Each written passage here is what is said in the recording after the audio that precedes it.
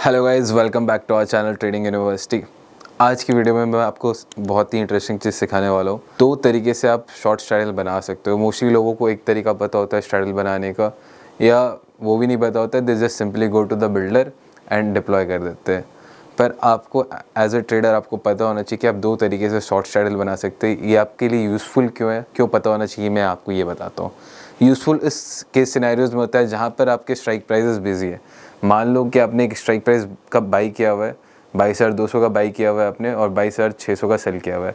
अब आपको लग रहा है 22,200 पे निफ्टी रहेगा और आप चाहते हो वहाँ के स्ट्राइक प्राइसेस सेल करना, लेकिन आपकी पहले वाली स्ट्रेटजी भी रन करते रहनी चाहिए। आपका कुछ बुलिश नॉन डायरेक्शनल सा स्ट्रैटेजी है कि ऊपर भी जा सकते हो और यहाँ पे नॉन डायरेक्शनल भी रह सकता है। तो उस केस में आप क्या करोगे? तो होता क्या है, अगर आप सेल करने जाओगे 22,200 का कॉल, तो जो आपके ऑलरेडी बाई किया हुआ है वो आपका स्क्वायर ऑफ हो जाएगा।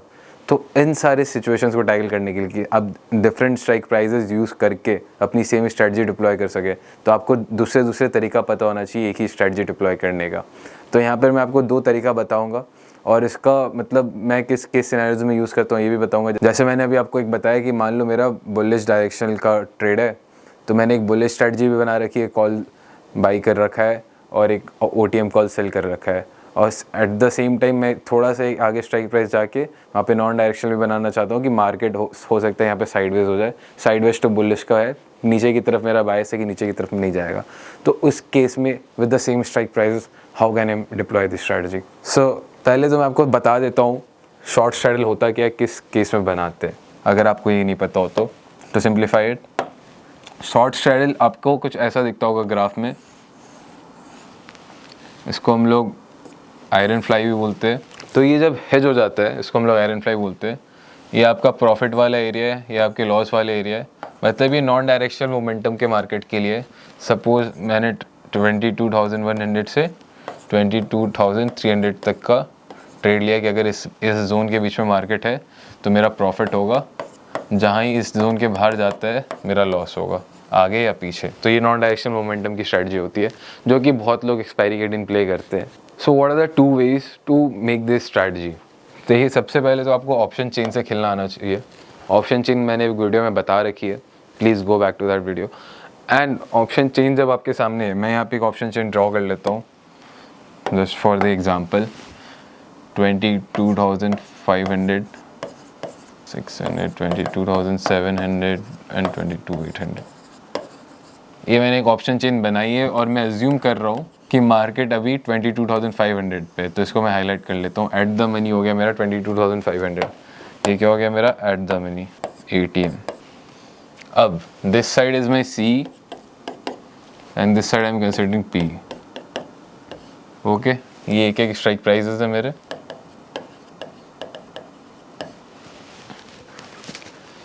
अब अगर आपका बायस है कि आपका 22,500 पे ही मार्केट रहेगा और आपको यहाँ पे स्ट्रैडल बनाना है, तो आप क्या करते हो, एक जो वे होता है, आपने इसको भी सेल किया, 22,500 का C भी सेल किया और 22,500 का P भी सेल किया। तो आपने ये दोनों सेल करके अब इसको हेज करने के लिए इसका OTM बाई कर लिया, ये वाला स्ट्राइक प्राइस बाई कर लिया, और इसके ऊपर P का ये वाला स्ट्राइक प्राइस बाई कर लिया, राइट। तो ये दो स्ट्राइक प्राइसेस हमने हेज करने के लिए बाई कर लेते, तो आपका आयरन फ्लाई बन जाता है। ऐसे शॉर्ट स्ट्रैडल नेकेड होता है, ये आयरन फ्लाई बन जाता है आपका। तो आयरन फ्लाई बनाने के बाद आपका प्रॉफिट एंड लॉस कुछ अच्छा रिस्क रिवॉर्ड में आता है। आपका प्रॉफिट लॉस का रिस्क रिवॉर्ड ऑलमोस्ट 1:3 का होता है, ऑलराइट। 1:3, 1:2 का ऑलमोस्ट होता है। इसमें रिस्क बहुत कम होता है एंड प्रॉफिट पोटेंशियल बहुत ज़्यादा होता है, क्योंकि आपकी बायसनेस भी है नॉन डायरेक्शनल एंड आप अच्छा खासा प्रीमियम खाते हो। एक्सपायरी वाले दिन अगर बनाते हो तो तुरंत प्रीमियम क्रिएट होता है एंड इंटरडे में अच्छी स्ट्रैटेजी हो जाती है एक्सपायरी डे के, 0 DT अगर प्ले करते हैं आप तो। पर होता क्या है, यहाँ पे आपने ऑलमोस्ट 4 स्ट्राइक प्राइसेस यूज कर लिए, C साइड का भी P साइड का भी। अब मार्केट 22,500 पर है, आपका बायसनेस है, आप कह रहे हो कि नहीं मार्केट ऊपर जा, मतलब और आगे जा सकता है। तो आपने क्या कर रखा था, आपने पहले ही यहाँ पे 22,500 का एक कॉल बाई कर रखा था, एक आपने बुल कॉल की स्प्रेड बना रखी थी और आपने एक दूर का कॉल सेल कर रखा था, राइट। तो ये आपने ऑलरेडी ये सारे स्ट्राइक प्राइसेस यूज़ कर रखे थे। अब क्या होगा, जैसे ही आप इसको सेल करने जाओगे तो ये जो आपकी पहले वाली बुल कॉल की स्ट्रेटजी रन कर रही थी वो आपकी स्क्वायर ऑफ हो जाएगी, क्योंकि ये पूरा स्ट्राइक प्राइस खत्म हो जाएगा एंड आप खाली नेकेड इसको सेल कर दोगे इसके हेज के साथ और ये बाई हो जाएगी। तो आप समझ रहे हो, मतलब आपकी जो ऑलरेडी एक स्प्रेड बन रखी है उसके स्ट्राइक प्राइसेस स्क्वायर ऑफ होने लगेंगे क्योंकि बाई और सेल के अल्टरनेट ऑर्डर्स लग जाए। तो इस कंडीशन में आपको पता होना चाहिए same strategy with the same risk reward with the same break even, how do I make in a different way, right. तो अब मैं क्या करूँगा, मुझे पता है कि ये मैंने बाई कर रखा है, तो मैं इस वाले कॉल साइड को छोड़ दूंगा, मैं खाली पी साइड को यूज़ करके अपनी सेम स्ट्रैडल बना लूँगा। मुझे 22,500 का 2 लॉट सेल करना है, 2 लॉट। ये मैं आपको सेकेंड स्ट्रेटजी बता रहा हूँ। 2 लॉट इसका सेल करूँगा, इसका 1 लॉट बाई करूँगा और इसका 22 एक स्ट्राइक प्राइस का डिफरेंस ले लूँगा। मैं एक क्लियर कट एक बार आगे समझाता हूँ मैं। ये स्ट्रेटजी क्या है, सेकेंड स्ट्रेटजी 22,500 के स्ट्राइक प्राइस से हम थोड़ा सा 1-2 स्ट्राइक प्राइस ऊपर चल जाएंगे, 22,400 और 22,300, ठीक है। यहाँ पे 22,600, 22,700। This time we are only working on P side, put के साइड में खाली काम होगा। 22,500 का हमें 2 लॉट सेल करना है। कितना? 2 लॉट। 2300 इसको क्या करना है, सेल, और इसका 1 लॉट बाई करना है और इसका भी 1 लॉट बाई करना है। आपकी सेम स्ट्रैडल बनेगी, मैं आपको बिल्डर पे बना के भी दिखाऊंगा same graph with the same profit and loss ratio. So इसका बेसिक याद कैसे करना है आपको, +1 -2 +1। अगर आप ये भी याद कर लो ना कि +1 -2 +1, तो आपको पता है कि आपको इस स्ट्राइक प्राइसेस पे खेलने हैं ऐसे नीचे से ऊपर की तरफ। Strike prices grow from low to high in any option chain. तो लो से हाई में आपको +1 -2 +1। -2 जनरली वो स्ट्राइक प्राइस होता है एट द मनी, या वो वाली स्ट्राइक प्राइस जहाँ आपको लग रहा है स्ट्रैडल विल एंड, राइट, जहाँ पे आपको एक्सपायरी दिख रही है। तो आई होप आपको ये दोनों स्ट्रैटेजी समझ में आई होगी, +1 -2 +1 ये वाली, और एक दूसरी जो मैंने आपको सबसे पहले बताई वो वाली स्ट्रैटेजी है -1। ये सी का साइड है, ये पी का साइड है। इसमें everything happened on P side. C and P की साइड में ये -1 -1, फिर यहाँ पे +1 और यहाँ पे +1। आपको याद रखना है लोअर टू हायर का ऑप्शन चेन। ये लोअर ऑप्शन चेन चल रही है हमारी और ये हायर ऑप्शन चेन चल रही है हमारी। ये मतलब स्ट्राइक प्राइजेस हैं यहाँ पे सारे। तो +1 -1 +1। So this are ways to remember it. चलिए I open Sensibull right now and Sensibull पे सेम चीज़ ड्रॉ करके देखते हैं। और मैंने एक सेपरेट वीडियो बना रखी है स्ट्रैडल पे जिस पे मैंने आपको बताया कि प्रॉफिट लॉस ब्रेक इवन कैसे कैलकुलेट करते हैं, तो please look at that also. ये मैंने सेंसिबल खोला। सेंसिबल में जब मैं निफ्टी पे जाऊँगा, build a new customer strategy पे मैंने एक तरीका क्या बताया, 22,500 एट द मनी पर है अभी। तो यहाँ क्या करना है आपको, -1 -1, एक कॉल साइड सेल करना है, एक पुट साइड सेल करना है, एक यहाँ पे आगे जाके आपको बाई कर लेना है, राइट, और 2 स्ट्राइक छोड़ के यहाँ पे भी आपको सेम जगह पे बाई कर लेना है, +1 +1।